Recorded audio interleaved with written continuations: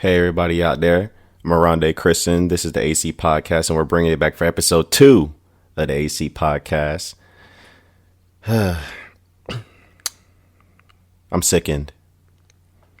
I'm very much sickened by what I witnessed yesterday. I'm crushed. I won't go as far as to say I'm depressed because I've never had that type of feeling in my life, but this is a tough day for me to hop on this podcast, but I ain't running, I ain't hiding. You can always find me. And I'm always tell it like it is, tell you what I think, and also give you some facts along the way, of course. It's a tough loss for both my teams yesterday, and then the news that came out today.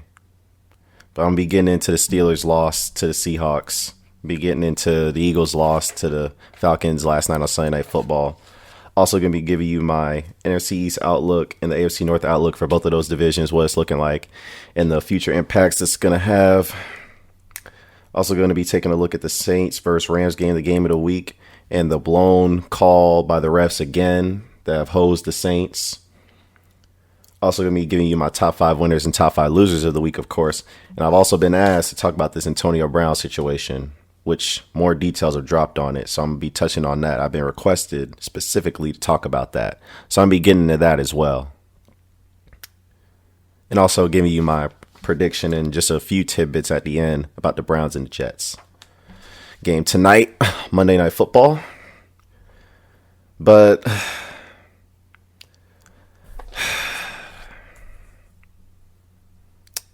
going to start with the Pittsburgh Steelers. Obviously, Ben Roethlisberger got hurt in this game. And if you're a Steelers fan, you already know Ben Roethlisberger's out for the season. Elbow injury. Going to have season-ending surgery. Steelers lost this game 28-26. Home opener. I don't know what to say. It was a heartbreaking loss. I saw the last few minutes of this game. And, of course, the defense, once again, couldn't get a stop when you need them to. Mason Rudolph played pretty well in this game, coming into relief. But this defense, man. This defense, other than the Miami Dolphins, it has to be the worst defense in the league. It just has to be. I mean, I just don't know what to say. I mean, I thought this defense was going to be improved with the additions of Mark Barron, Devin Bush, Steven Nelson. Then you're returning 8 to 9 stars. You're returning Bud Dupree, Cameron Hayward, Stephon Tuitt, TJ Watt. You're returning Vince Williams, who got hurt yesterday. You're returning Sean Davis and Terrell Edmonds. You're returning Joe Hayden. You're returning Mike Hilton. And for some reason, this defense just can't get it together, man. Give up another 300-yard passing game to Russell Wilson in the Seattle Seahawks offense that doesn't even have a number one receiver. I mean, Tyler Lockett had 10 receptions for 79 yards, and the Steelers still cannot defend the middle of the field against tight ends because Will Dissly had 5 receptions for 50 yards and 2 touchdowns, including one over Devin Bush. Terrell Edmonds didn't have a good day yesterday. Now, do I think the pass interference call should have been overturned against him? I don't know. Looked kind of sketchy, but that ain't the reason the Steelers lost the game. Sean Davis looked suspect, too, on that running play, that Rashad Penny running play, 37 yards. He took a terrible angle. Anthony Chickillo missed a tackle, too, and he shouldn't even be on this team anymore as far as I'm concerned. I don't know why he's still on the team. He's not even an adequate pass rusher. He only offers you special teams relief. So I don't see why he's taking up a roster spot right now. But this defense, after they had 4 sacks in the first half and held the Seahawks to 3 points, gave up 21 second half points. Didn't get a sack. Didn't even touch Russell Wilson as far as I'm concerned. And it's just an ongoing problem with the Pittsburgh Steelers defense. I mean, you just can't believe in this defense. You just can't trust this defense. And they gave up 33 rushes for 151 yards. It's no good. Getting ran all over, Russell Wilson doing whatever he wants. And then at the end, you just need to stop. It's 3rd and 16. And Russell Wilson scrambles for 15 yards. You send a zone blitz. Bud Dupree loses contain on Russell Wilson, and Russell Wilson gets 15 yards. And then Seahawks looking like they're going to kick a field goal. Instead, Pete Carroll rolls the dice. 4th and 1, lineup, you have to make a stop. And of course, the Pittsburgh Steelers don't get the stop, and that ultimately ends the game. It was hard to watch, but I don't know what else to expect from this Pittsburgh Steelers defense. I thought with the addition of Devin Bush, this defense would be 10 times better, but it appears even we put too much pressure on this rookie. Not even he can fix these mistakes. And I just want to get to Keith Butler because the Steelers defense, in my estimation, it won't be good again until Keith Butler's fired. I just think he is the worst defensive coordinator in the league. I'm not overreacting about it. This isn't any emotion going into this. This is just facts. His defenses just don't produce. They don't produce takeaways. They certainly don't stop anybody. His defensive schemes are rudimentary and outdated. They're old. And it's just time for him to go. You need to get somebody else up in here.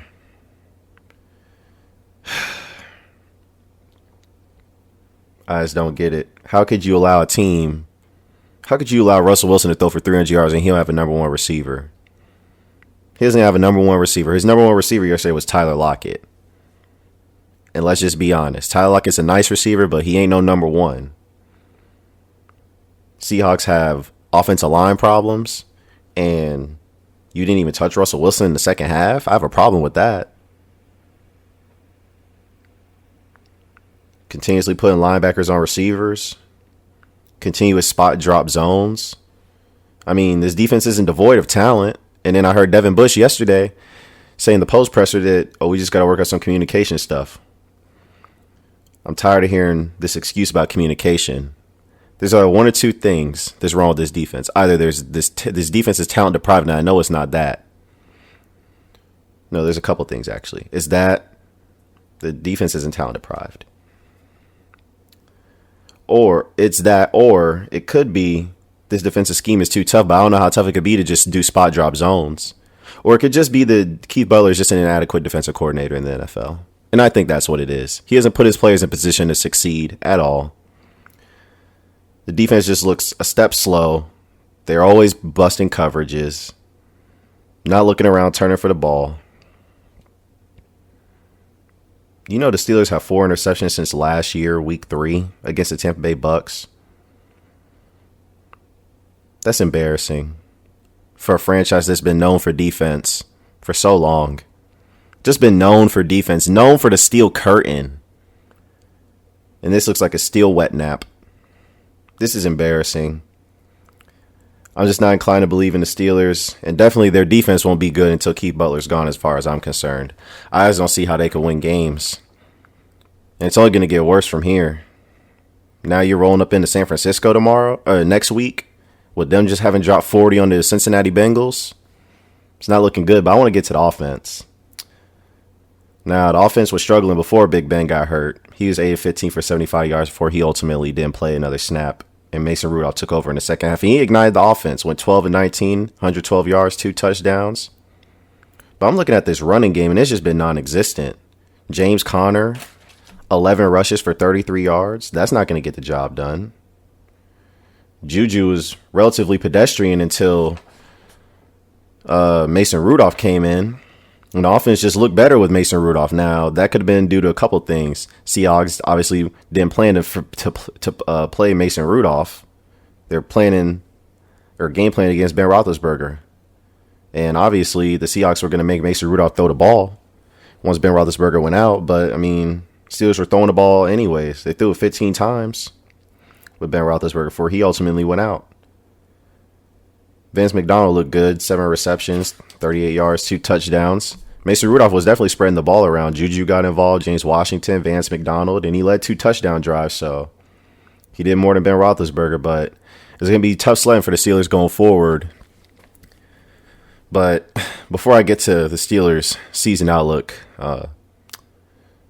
we got to talk about this man, Dante Moncrief. He deserves to be cut immediately. I hate calling for people's jobs. I really do. But Dante Moncrief doesn't deserve to play another snap for the Pittsburgh Steelers. And he got benched after he dropped yet another pass, and a key pass at that. Mason Rudolph's first pass of the game gets intercepted by Bradley McDougald because Dante Moncrief drops a ball that was clearly in his hands. And it just went up in the air, and Bradley McDougald snatched it out the air. And he didn't play. I don't think he played another snap after that, rightfully so. At this point, it's just time to let the kids play. It's time to let Juju Smith-Schuster play, James Washington, Deontay Johnson, our third-round pick, Johnny Holton. I don't know why Ryan Switzer's still playing. He must have a patent on 1 to 2 yard catches because he certainly don't get nothing else after he catches the ball. It's hard to watch him. It's hard to watch him even play. I mean, Mason Rudolph showed some promising things yesterday, and I like what he did. Interception obviously wasn't on him. It's on Dante Moncrief, who hopefully won't be playing again. But the outlook for the Steelers for the rest of the season doesn't look good. I'm not going to advocate them tanking or anything. This quarterback draft class is deep.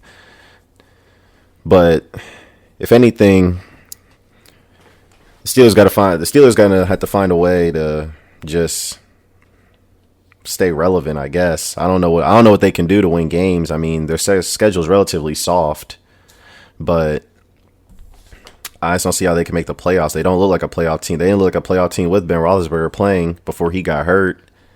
Defense can't stop anybody. You have coaching. You're at a disadvantage in coaching. It seems like every week, Mike Tomlin obviously got outclassed and outcoached by Bill Belichick, but this week he just got outclassed again by Pete Carroll and Russell Wilson. If Mike Tomlin's not going to fire Keith Butler before this season's over, then Mike Tomlin needs to be gone too, as far as I'm concerned. This defense has talent, man. Cameron Hayward, All-Pro. Stephon Tuitt, pretty good defensive lineman. Devin Bush, a first-round pick. You spent so many first-round picks on this defense the last 7 years. Jarvis Jones, Ryan Shazier, Bud Dupree, Artie Burns, Terrell Edmonds, TJ Watt, Devin Bush. And this defense just hasn't improved. These are first-round picks. These aren't third and fourth rounders. I mean, there's no excuse. And Mike Tomlin was a former defensive backs coach and a defensive coordinator. And you can't get this secondary to play? Steelers are getting attacked by the same stuff they did last year. Running backs and tight ends. Only thing that looks good on Steelers defense right now is Joe Hayden and Steven Nelson. I don't know what else to say. I mean, if Keith Butler's not going to go, then Mike Tomlin needs to go too. Because he still hasn't fired Keith Butler. I don't know why. Everyone and their mom can see that he's inept at his job. I mean, does he have pictures on you or something? I don't get it. I just don't get it. I don't get why he's still a coach. I don't get it. Steelers season is over as far as I'm concerned. Ben Roethlisberger's down. I mean, there's always a chance in the NFL. There's always a chance Mason Rudolph could shock us and wow us, but I just don't see it. Steelers don't have a game-breaking speed receiver. The guy they paid money to be that is Dante Moncrief. He's got a dislocated finger, and he keeps dropping passes left and right. Defense can't stop anybody, giving up 300-yard games, giving up 31 points a game and 483 yards. It's not good. I think the season's over for the Pittsburgh Steelers. I think it's over. I hate to say as a Steelers fan, I'm sickened. Ben Roethlisberger's out. James Conner got hurt yesterday.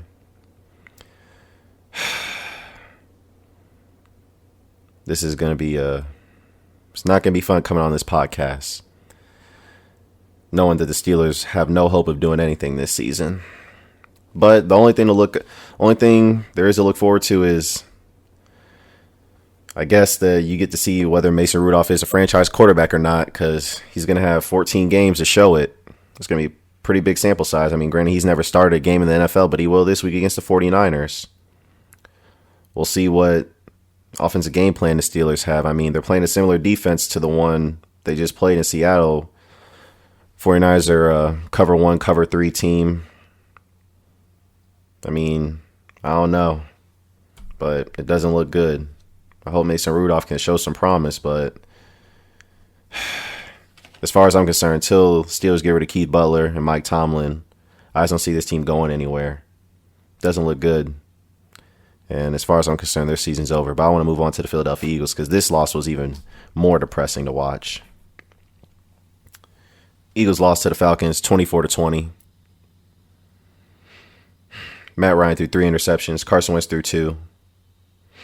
Matt Ryan made a clutch throw on a screen pass. Julio Jones, 54 yards down the sideline, into the end zone, gave them the lead. And Carson Wentz lined up, threw the ball, I believe, second down.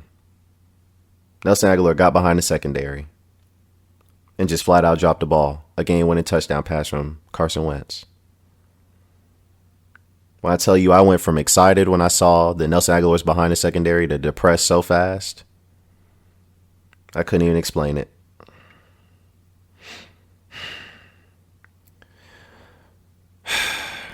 And then Zach Ertz didn't run his route all the way to the sticks, and ultimately the game ended on that play.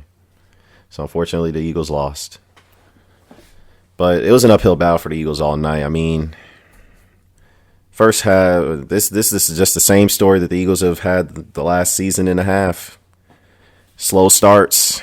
Eagles just weren't making any plays in the first half. I mean, you lost your top 4 targets, or top 3 targets at the very least. Alshon and Deshaun Jackson got hurt relatively early in the game. Dallas Goedert got hurt. Jason Kelce got hurt at some point. Tim Jernigan got hurt. Even Nelson Aguilar got hurt at some point. Carson Wentz went out, had to go through concussion protocol. He was complaining about that after the game, saying the process was taking a little too long. He said he was sitting on the sidelines and no one was checking anything with him, so he was wondering why he's being held out the game. So I think the NFL needs to look into that, but it definitely wasn't a good look when Carson Wentz went out the game and Josh McCown came in. But I got to look at Doug Peterson for a second because me and him have problems. We have big problems.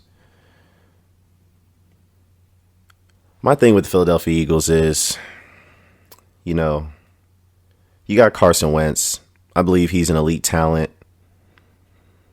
Big arm, strong, but he's been hurt the last 2 years. If you're Doug Peterson, you have to do everything you can to protect the $107 million investment that Howie Roseman just made in Carson Wentz. And you give him virtually no running game. I mean, I don't understand what the Philadelphia Eagles are doing as far as running the ball. I mean, and this is the problem I had last year when Doug was relying too much on Carson Wentz once he came back from injury against the Colts in week 3. We know that Carson Wentz is an elite talent at the quarterback position. We know he has a big arm. He can make all the throws. But you're just setting him up for failure with some of these plays, man. You're not giving him any running game. And you want to do a running back by committee with Darren Sproles, Clement, Jordan Howard, and Miles Sanders, the rookie. But you have 3 Pro Bowl offensive linemen. And if we want to be technical, you have 4. If we want to be technical, you have 4 because Jason Peters is a former All-Pro and Pro Bowler. You have Jason Kelce, Brandon Brooks, and Lane Johnson. And you have Jason Peters, who's a former All-Pro and Pro Bowler. Why can't you run the ball more effectively against the Atlanta Falcons, who are, by many NFL experts, have been known to have an undersized defensive front? You can't run on this team. You can't put hats on guys and just run straight at them. You're leaving Carson Wentz out there to convert third and long. And I didn't like the 2 interceptions that Carson Wentz threw. I didn't know where he was throwing the ball on that second one. Looked like he just didn't get enough air on the ball. But the first one, I mean, Carson Wentz, he's got elite arm talent, and his arm talent is second to only Patrick Mahomes in my estimation. But Carson Wentz has to realize he can't make every throw all the time. You have to make the superhero play. Sometimes you just need to eat it and take a sack. You have to be Superman. But I mean, if Doug Pearson keeps giving game plans that require him to be Superman, I don't know what else Carson Wentz is supposed to do. They said they want to be they said they want to be more Magic Johnson and not Michael Jordan. But if you keep requiring him to be Michael Jordan, then you're going to get him hurt. You're leaving them back there to get assaulted. And the Philadelphia Eagles offensive line, ranked first by Pro Football Focus this year, did not look impressive.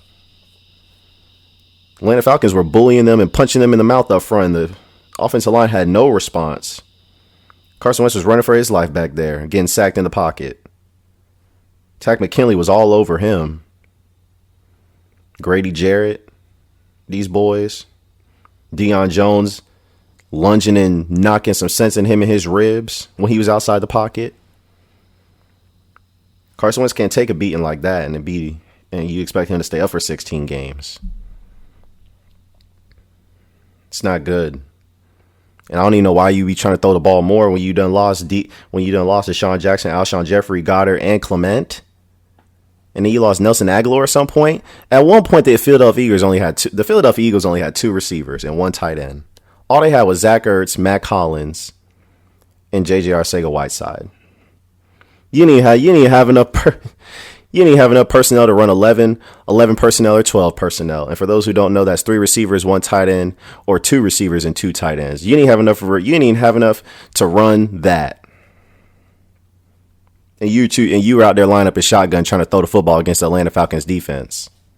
Don't make no type of sense. Doug Pearson's play calls got to get better, especially in the first quarter. I expect the Eagles to be a Super Bowl contender, but they can't contend for a Super Bowl not scoring points, struggling right out the gate when they get the ball in the first quarter or their first possession. They can't do that. But I see a bigger issue here. No. It's a big issue, but I see a lingering issue here, and it's not good for the Philadelphia Eagles. And I think Howie Roseman's going to have to make a trade at some point because this isn't going away. The Philadelphia Eagles corners are terrible.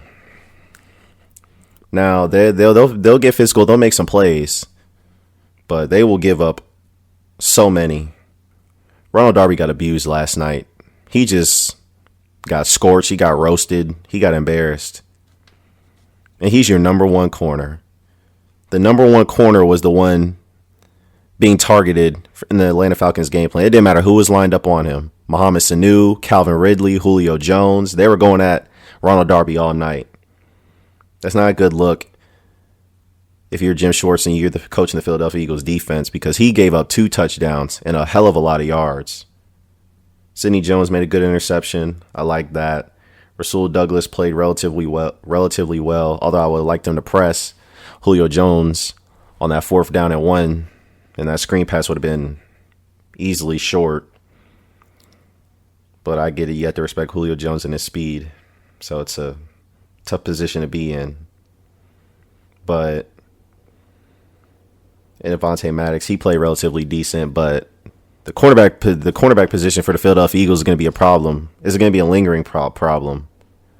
It's going to be a lingering problem. I can see it already. It's not looking good for them. If the pass rush doesn't do anything, Philadelphia Eagles secondary is going to get carved up by a lot of opponents. Right now, they have the worst secondary of any of the contending teams. I mean, the Cowboys have good corners. Their safeties are suspect, but I mean, at least they have Jordan Lewis, Chidobe Awuzie, and Byron Jones. Saints, at least they have Marshawn Lattimore. They have Marcus Williams. I mean, Eli Apple and PJ Williams may get called for holding sometimes, but I mean, I think the Saints secondary, I would take that over what the Eagles have as secondary. You guys already know how I feel about the Packers defense after last week, and they made into my top winners this week. Bears have a better secondary than them, obviously. Maybe only Seattle is the only team maybe I wouldn't take their secondary over the Philadelphia Eagles. But that's about it. As far as contenders, this doesn't look good. If the Eagles don't get off the slow starts, I don't trust their pass defense. The run defense is always going to be stout with Fletcher Cox. I mean, we lost Tim Jernigan again. Philadelphia Eagles not having any luck at that defensive tackle spot opposite Fletcher Cox, which is very important because teams could just chip Fletcher Cox, run trap plays on him, double team him, all types of stuff to prevent him from having an impact on the game. And Derek Barnett looked impressive last night. I must say that. He looks hell of impressive. If he's not getting sacks, he's getting pressures and quarterback hits.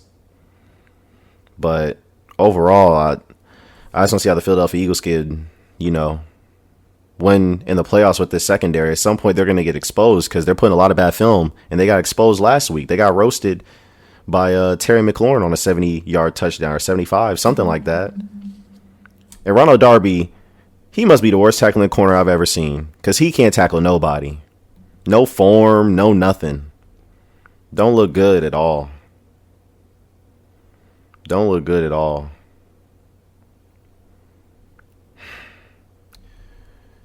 It was a tough day for me yesterday watching football. And Carson Wentz, he started off terrible too. I'm not going to excuse his play either because he put us in the hole, but we should have won that game if Nelson Aguilar would have caught the ball. Carson Wentz started off 6-16, but finished 25 of 43 for 231 yards, a touchdown, 2 interceptions, and he had a rushing touchdown. And Corey Clement also cost the Eagles possession in a game-changing play when he fumbled at the beginning of the second half. So that was big too. But overall, just sloppy play from Philadelphia Eagles overall and just too many mistakes to overcome. And, you know, Nelson Aguilar dropped the game-winning touchdown, and then Pittsburgh Steelers just season's over. Ben Roethlisberger's hurt. Your defense is still trash. It's abysmal. And, you know, you have no identity on either side of the ball right now. So it's not looking good. I'll move on. Get to the NFC East outlook. Dallas Cowboys beat the Washington Redskins yesterday 31-21. Dak was 26 of 30, 269 yards, 3 touchdowns, 1 interception. Cowboys look impressive. Look real good. And they're not going to be anything to sneeze at, especially on defense. Love Leighton Vander Esch and Jalen Smith in the middle. Got DeMarcus Lawrence, of course. They're getting Robert Quinn back this week, I believe. Safeties are a little suspect. They're in the heard them. They made a call about Minka Fitzpatrick, which I'm gonna get into later. Got Byron Jones, Chidobe Awuzie, Jordan Lewis at corner. That's really good. So Dallas Cowboys are 2-0, winning the division right now. Washington doesn't look like they're going to do anything this year. Neither does it look like the Giants are going to do anything. They're 0-2. Lost to the Bills 28-14. At this point, Giants management, they might as well just put in Daniel Jones because the Giants aren't going anywhere with Eli Manning. They're not going to excite anybody with what they're doing. No one wants to watch the Giants. They might as well. The Giants are miniature right now. Only thing that makes them the only thing that makes them relevant right now is the fact they have Saquon Barkley, the best running back in the league. But other than that, no one wants to watch the Giants. Their defense stinks. Their quarterback isn't good. Offensive line sucks. Giants they got a lot of work to do. That's all I can say about them. Getting to the AFC North outlook, though. Ravens beat the Cardinals 23-17 yesterday. I liked what Kyler Murray did. I love Kyler Murray.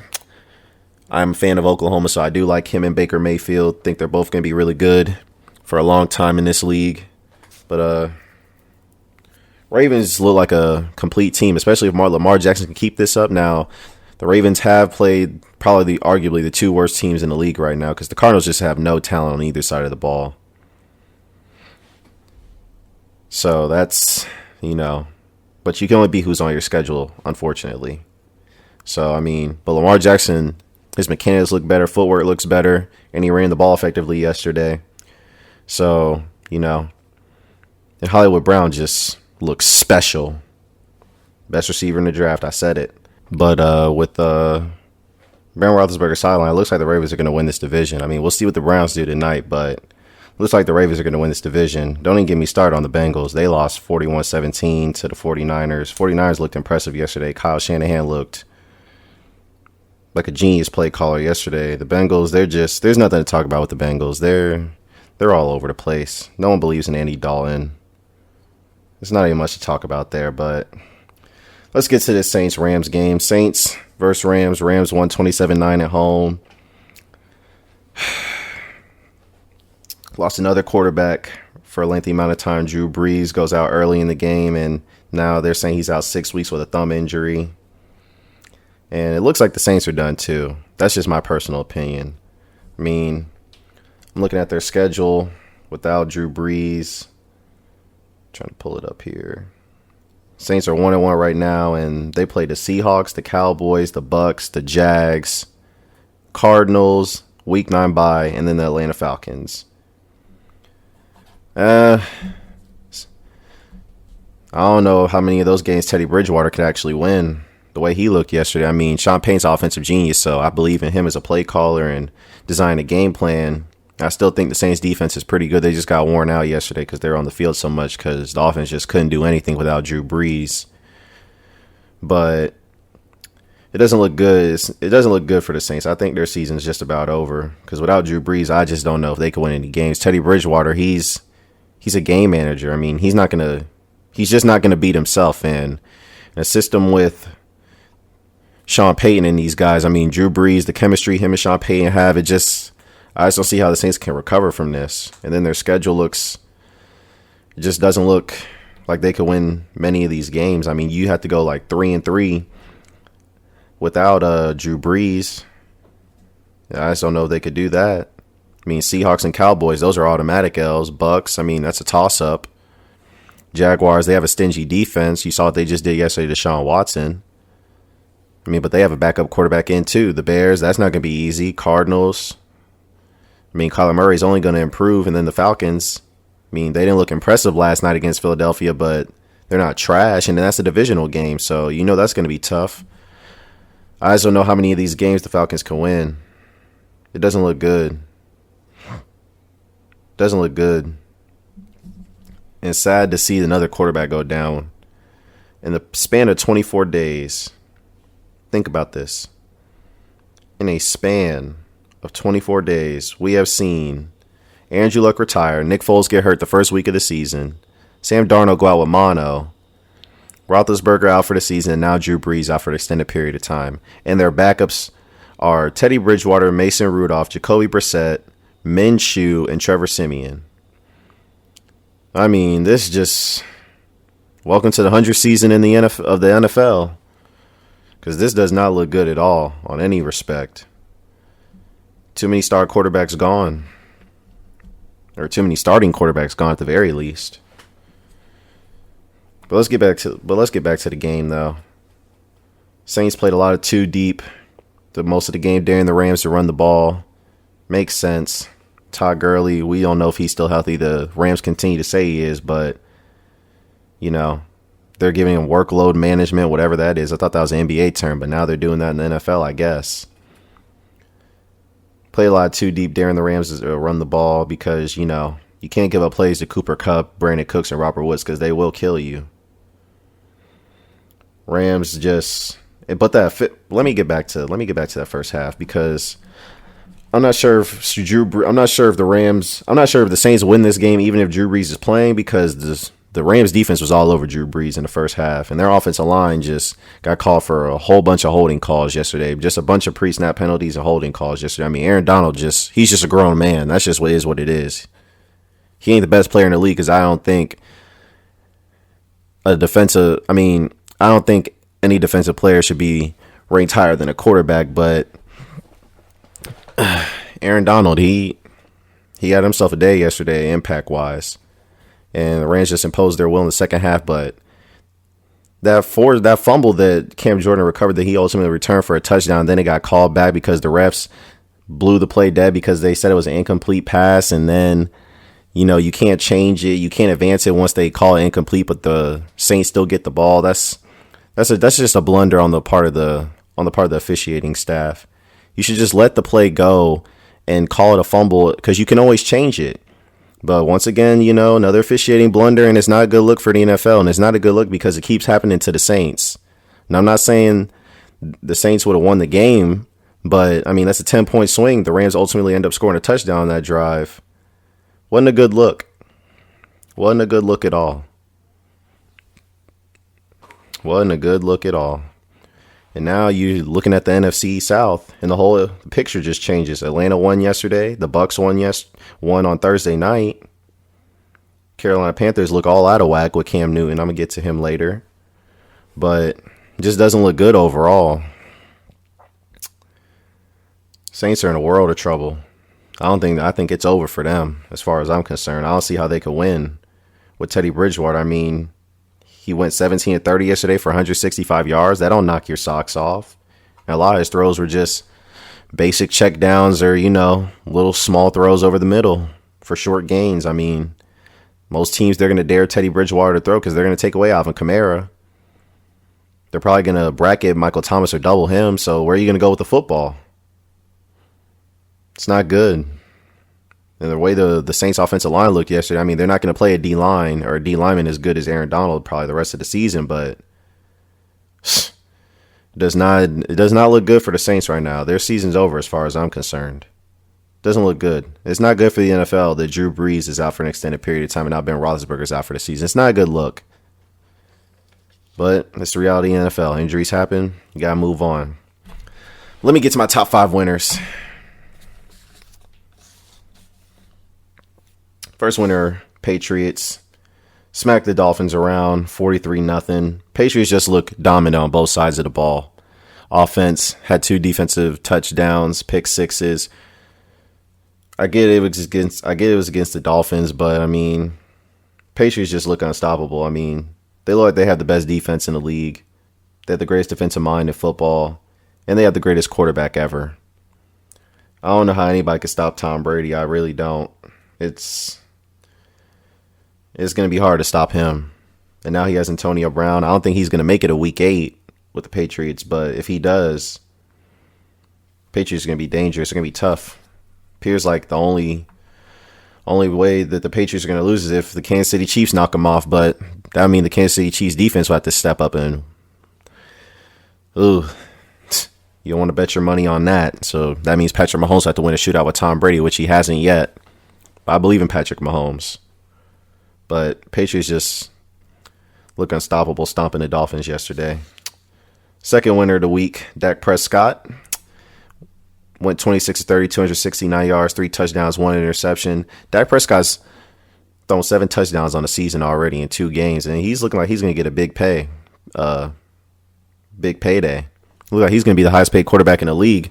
The longer Jerry Jones waits, the more money he's going to shell out to Dak Prescott. It's in his best interest to get this deal done ASAP.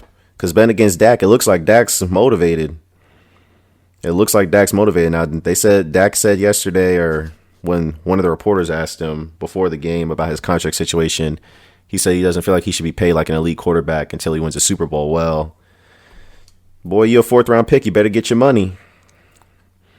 And you got a hell of an argument to have more than Carson Wentz because Carson Wentz didn't have a playoff victory. Now, I think Carson Wentz is better than Dak Prescott, don't get me wrong, but Dak Prescott's played 51 games. He's played all 51.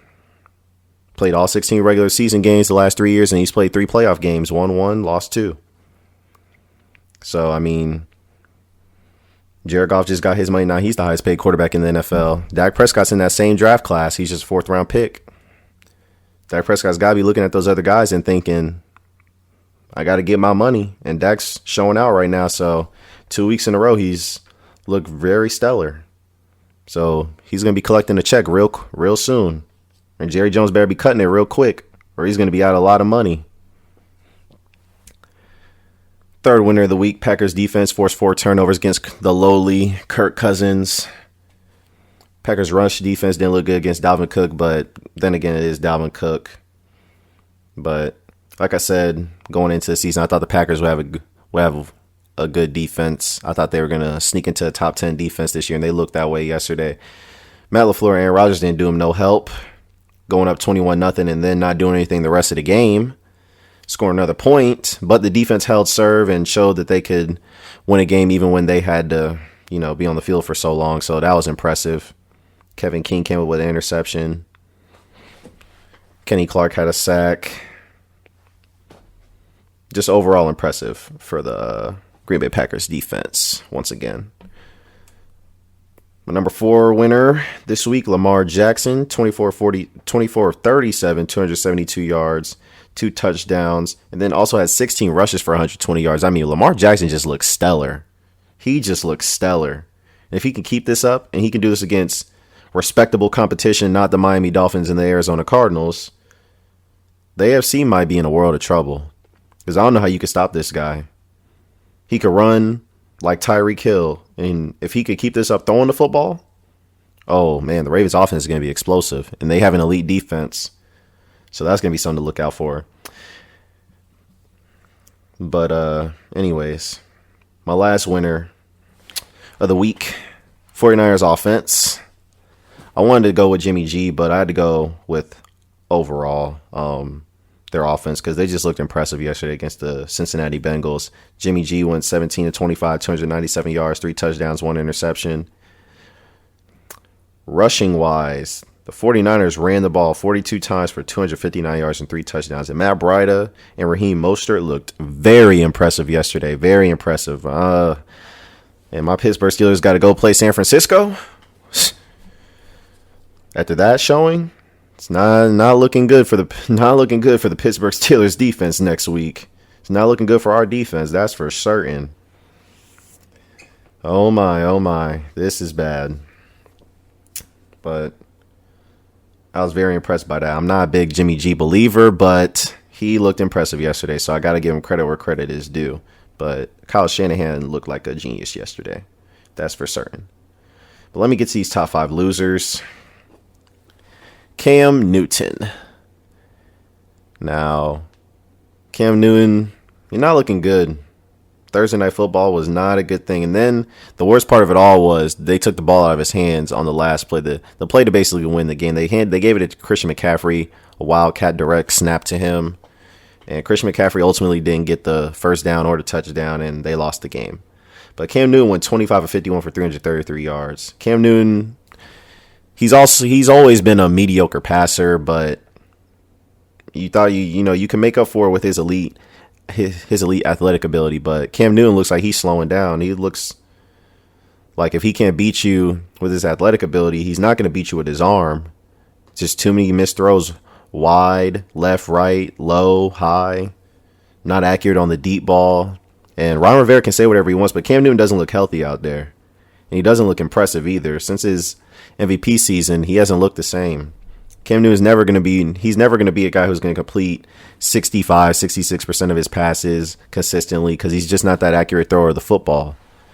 But Cam Newton, it doesn't look good. And then you have people questioning whether he should even be a starting quarterback. You have people saying whether he needs to be traded or whether this is his contract's up this year or next year and you're going to have to pay him elite quarterback money again. There's a lot of uncertainty around his situation right now, so he's got to be the biggest loser to me. I'm just going to lump number 2 and 3 in together because, it's obvious.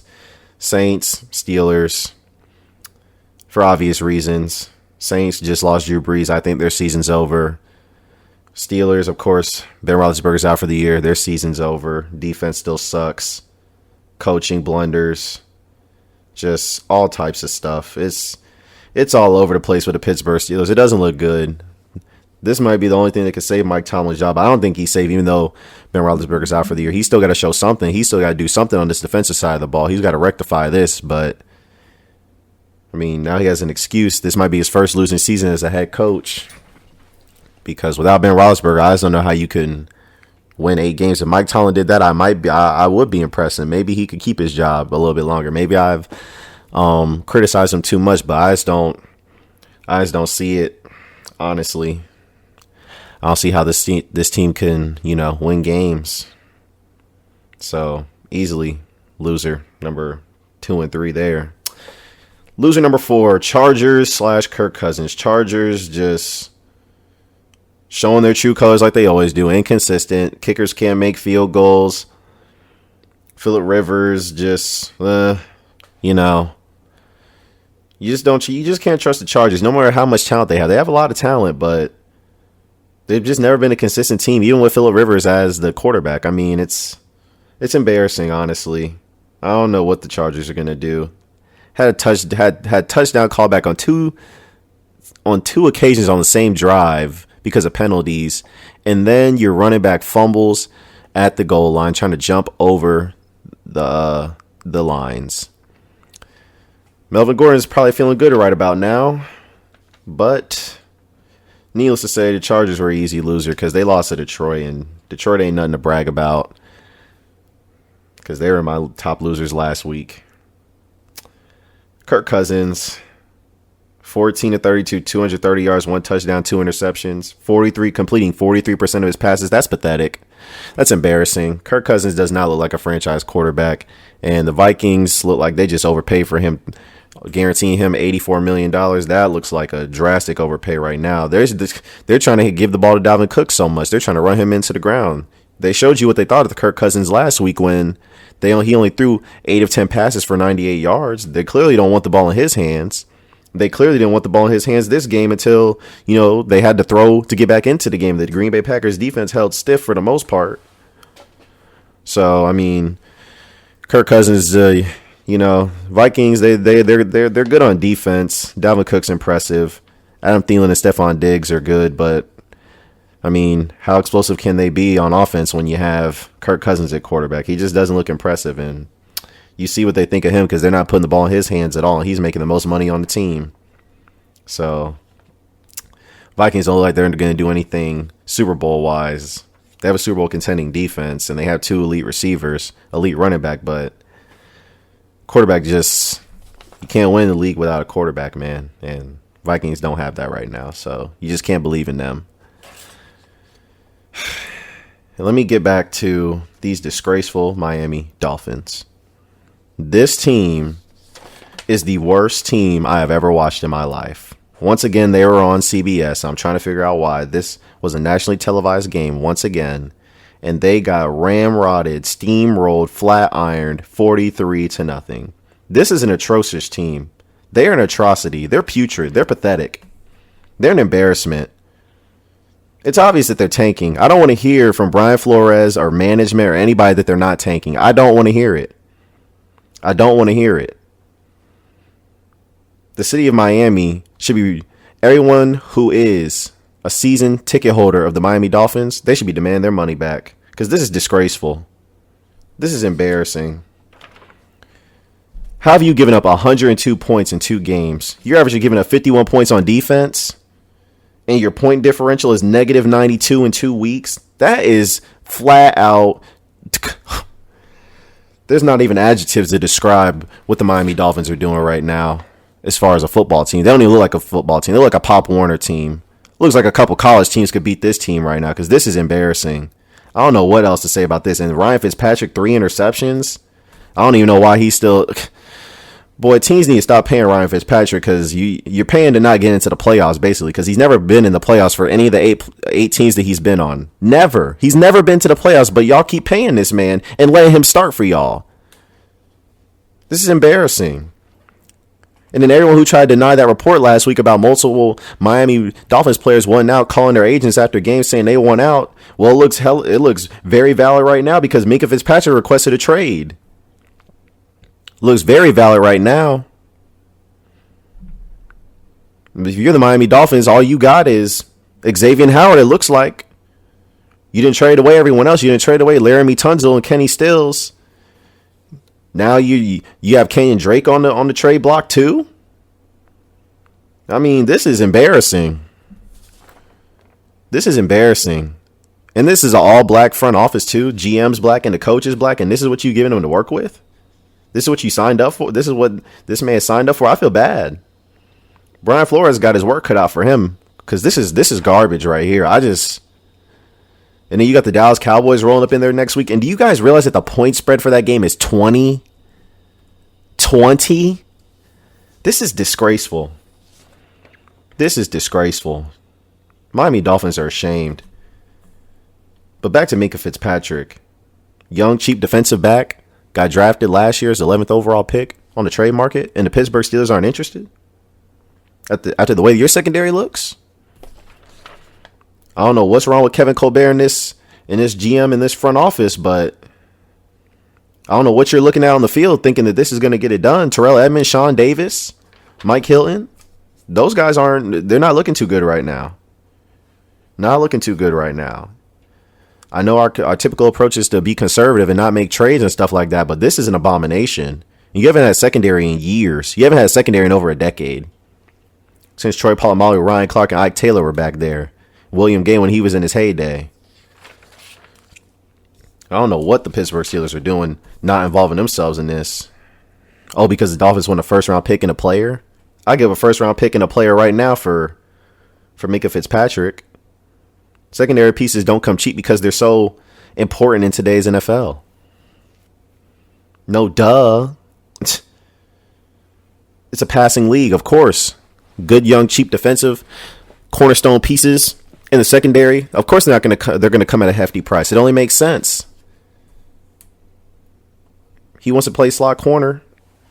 He's tired of playing so many different positions. His role changing in the defense from week to week. He wants to play at one position. And according to Pro Football Focus, he's a lead in the slot corner position. So just play him there. I don't get it. But these Miami Dolphins, as far as I'm concerned, Dallas is taking a trip to SeaWorld next week on vacation. Because Miami Dolphins, there ain't no football team showing up to Dallas or wherever they're playing. There ain't no football team showing up. This is a trip to SeaWorld. This is a bye week. You're going to see Dolphins. You ain't going to play them. That's for sure. You need to go call Shamu or something because I don't know what this is. This is a fiasco down in Miami. Players don't even want to be there, and it's Miami Beach. It's South Beach down there. There's other things to do down there. There's Club Live. There's topless beaches. There's beautiful women. All types of stuff to get into trouble down there, and the players don't even want to stay there for that. No state income tax. Players don't even want to stay there for that. They're like, get me the heck up out of here.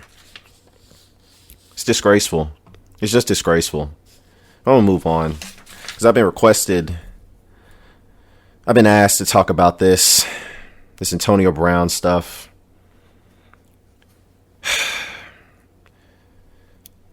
Antonio Brown has disgraced himself.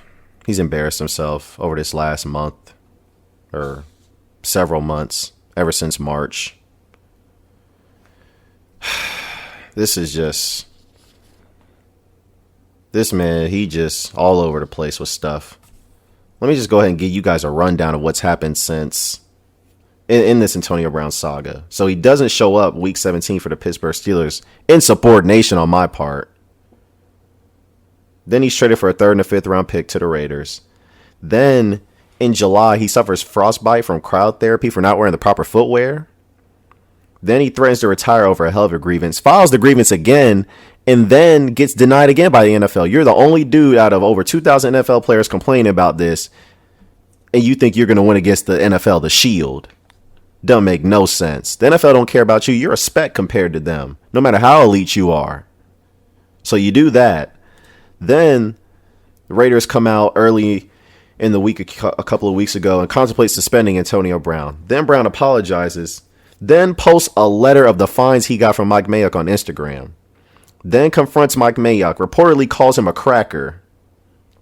Then Brown posts a convo between him and Gruden on IG, which violated state laws of recording someone's voice without their consent, but Gruden approved of it apparently afterwards, after Antonio Brown and his film guy had already done something wrong and posted it.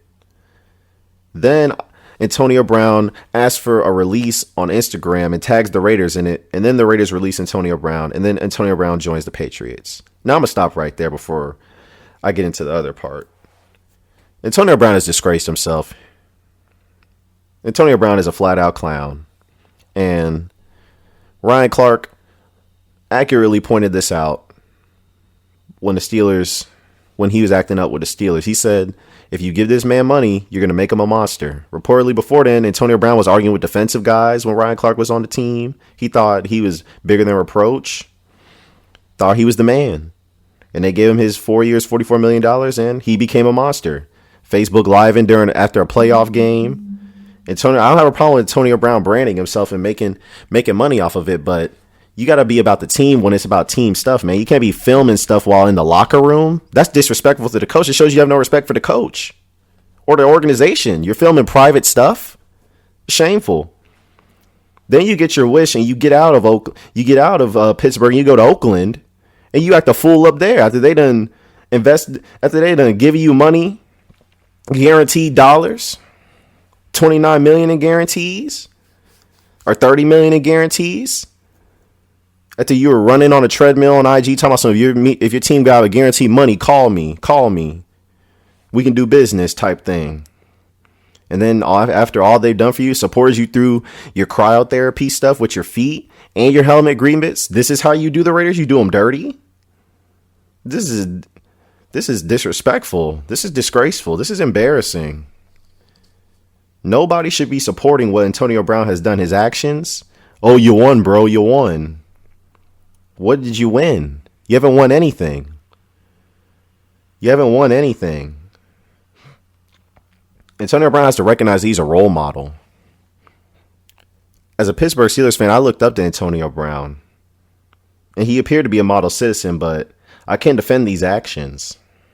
And this isn't even everything. This is just what's happened since week 17 to now, week 17 last year when he was with the Steelers to now. Antonio Brown has to recognize he's a role model, not only for kids that are looking up to him, but for black men. This is not how you should be acting. And people are applauding him on social media for his supposed power move, power play, whatever, ultimately landing him in New England. No one should be emulating or applauding this foolish behavior at all. No one should be. Because any other black person right now knows if they go out and act like that in the professional world, you know where that's going to get you. You know where that's going to get you. It's going to get you fired. It's foolish. It's childish what Antonio Brown has done. It's selfish. He's very selfish. It's evident. He doesn't care about football. He cares about building his brand. He cares about his money. And that's about it. He doesn't care about winning football games unless he's getting his 10 receptions for 250 yards and a touchdown or two. He didn't care about winning. Doesn't care about winning at all.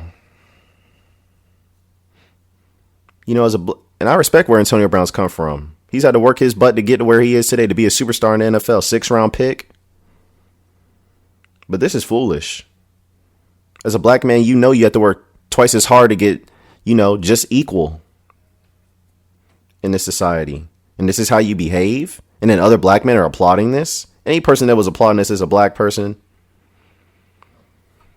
It's unacceptable. And they should know it's unacceptable. It's embarrassing what Antonio Brown's done so far. But I want to get to this other part. The rest of the saga. So, allegedly, after he joins the Patriots, and the Patriots didn't know about this, Antonio Brown gets accused of 3 separate incidents of sexual assault. Now, Brittany Taylor is set to meet with the NFL today. Brown refuses to pay a $2 million settlement to Brittany Taylor. That was reported yesterday. And then, ultimately, Antonio Brown plays yesterday, has 4 receptions for 56 yards and a touchdown from Tom Brady. Looked impressive. And now you have a report that came out today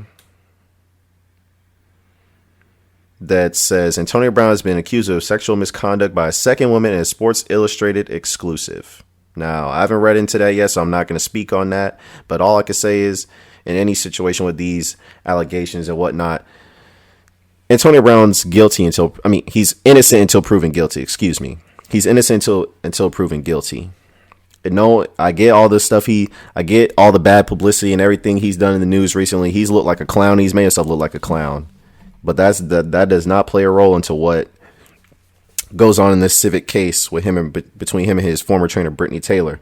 But there is some evidence that may or may not be incriminating, but I find it very alarming, and I just don't know how this is all going to play out. But in leaked emails and text messages that were leaked online last week between him and Brittany Taylor, it says that Brown did something. I'm not going to say what it is because I'm striving to be in this profession. But Brown allegedly does something to Brittany Taylor's back while she's asleep. I mean, that's not consensual. But I'm not going to speak on that one way or the other. But all I can say is that's non-consensual. That's all I can say. And then apparently, after having sexual intercourse with Brittany Taylor, this is a separate incident, a morning afterwards, Brown says to Brittany Taylor, "You made me feel like a rapist last night." I don't know what to make of that, but I do know that that's not a good look at all. That's not a good look. Now, that's all the evidence I've seen. That's all the evidence that I've read of. other than, Brown saying a bunch of stuff about her and yada, yada, yada, her and her family and all this stuff and how she lives with her mom and all that jazz. But if Antonio Brown gets convicted, this is not going to be good at all. His career is probably over. And now a second woman is coming out and doing this. I hope it's not true. I hope it's not true, but it doesn't look good right now. Antonio Brown certainly is, not made himself look any better with all these headlines that he's made in the last 2 weeks, but certainly since he's left Pittsburgh and arrived in Oakland and now in New England. Like I said, I don't think he's going to last half the season there, but I guess we'll see. Only time will tell. But ultimately, nobody should be applauding his behavior, and Antonio Brown needs to recognize he's a role model because he's a superstar in this league. And he's acting foolish, to say the least. But before we get out of here, let's talk about this Monday Night Football game. Browns, Jets on Monday Night Football. I'm picking the Browns to win this game 27-10, but there's a lot of pressure on the Browns because the Jets don't have Sam Darnold because he has mono. And Trevor Siemian starting tonight. He started plenty of games, but all the pressure's on Cleveland. I mean, the Jets have Le'Veon Bell, but that's about it. They don't have a quarterback. So, I mean, I hate to say this is, like a guaranteed win, but that's what it looks like because the Jets don't have anything else. I mean, their defense is good, but, I mean, the Browns have plenty of weapons. Odell, Njoku, Nick Chubb, and those guys, Jarvis Landry. But their offensive line looks suspect, which is a problem area that I noted going into the season. And they did not look good against Tennessee. Baker threw 3 interceptions. Baker's got to bounce back and have a good game on Monday Night Football. Freddie Kitchens got to show that he can coach because that's still a big question mark. First-year head coach. Didn't even start calling plays till last year. Now all of a sudden he's appointed a head coach. Greg Williams coaching the Jets defense. Could be a physical game on that side of the ball. Odell Beckham highlighted that last week going into this matchup, so that's something to watch out for. But I think all the pressure's on Cleveland. There's no pressure on the Jets because they don't have their quarterback. All the pressure's on Cleveland to win, especially with all the hype they had going into the season. And now there's even more pressure to win this division because the only team standing in their way is the Baltimore Ravens as far as I'm concerned because the Pittsburgh Steelers season is over. So all the pressure's on the Cleveland Browns. Like I said, I got them 27-10, but we'll see how it shakes out. I thank y'all for listening. Appreciate all the people who listened and liked and subscribed last week. And if y'all have any questions or y'all have anything that you want me to talk about for next week's episode on episode 3 of the AC podcast, just leave it in the comments after I post this on YouTube. Leave it in the comments and I'll definitely note it and analyze the game or whatever you want me to talk about. I'll put the time in to get your answers or get your thoughts or get my thoughts on what you want me to speak on. So that's all I have for you guys today. Appreciate you guys for listening. I'm out.